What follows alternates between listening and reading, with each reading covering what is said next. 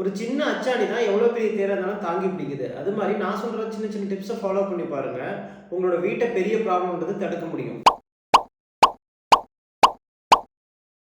4 inch வால் அதாவது அரட்டல் சுவர் கட்டும்போது எவ்ரி 2 ஃபீட்க்கும் ஒரு ஸ்டீல் மெஷ் யூஸ் பண்ணீங்கன்னா உங்களோட வால் கிராக் ஆகாம கண்டிப்பா தடுக்க முடியும். உங்களோட ஃபர்ஸ்ட் ஃப்ளோர்ல எங்க பாத்ரூம் வந்தாலும் நீங்க பிளம்பிங் ஒர்க் பண்ணி முடிச்சுட்டு அப்புறம் கம்பல்சரி டிபிசி கோட் பண்ணணும். அப்புறம் அதுல வாட்டர் ஸ்டோர் பண்ணி ஏதாவது சீப்பேஜ் இருக்கான்னு செக் பண்ணதுக்கு அப்புறம் தான் நீங்க டைல்ஸ் ஒட்டவே ஸ்டார்ட் பண்ணணும். இந்த ஃப்ளோர் டைலையும் ஸ்பேசர் யூஸ் பண்ணி எபாக்சி கம்பல்சரி பண்ணிருக்கணும். அப்பதான் ஃபியூச்சர்ல உங்களோட ஃப்ளோரிங் வந்து சீப்பேஜ் ஆகாம தடுக்க முடியும். நெக்ஸ்ட் பில்லரையும் வாலையும் ஜாயின் பண்ண இந்த கிளாஸ் மெஷ் யூஸ் பண்ணுங்க. அப்பதான் உங்களுடைய வாலுக்கும் பில்லருக்கும் இடையில இந்த கேப் மாதிரி டெவலப் ஆகாது. உங்களோட வால் டைல்ஸ்க்கு பேஸ்ட் யூஸ் பண்ற மாதிரி உங்களோட ஃப்ளோர் டைல்ஸ்க்கு பேஸ்ட் யூஸ் பண்ணுங்க. அப்பதான் உங்களோட டைல்ஸ் வந்து பீல் ஆகாம லாங் டியூரபிலிட்டியா இருக்கும். நான் ஆல்ரெடி ஒரு வீடியோல சொன்ன மாதிரி உங்களோட பேஸ்மெண்ட்ல கம்பல்சரி பிட்டுமின் கோட் பண்ணுங்க. அப்பதான் உங்களோட பேஸ்மெண்ட் வந்து ஸ்ட்ராங்காகவும் இந்த பெயிண்ட் பீல் ஆகிற ப்ராப்ளம்ஸ்லாம் இருக்காது. வாட்டர் சிமெண்ட் ரேஷியோ கம்பல்சரி 0.5 தான் இருக்கணும். அதாவது 50 kg ஆஃப் சிமெண்ட்ல 25 லிட்டர்ஸ் ஆஃப் வாட்டர் தான் யூஸ் பண்ணணும். அந்த மாதிரி யூஸ் பண்ணும்போது உங்களுடைய கான்கிரீட் ஃபியூச்சர்ல இந்த மாதிரி எரோட் ஆகிறதுலாம் நீங்க அவாய்ட் பண்ண முடியும். உங்களோட எல்லா கான்கிரீட்டையும்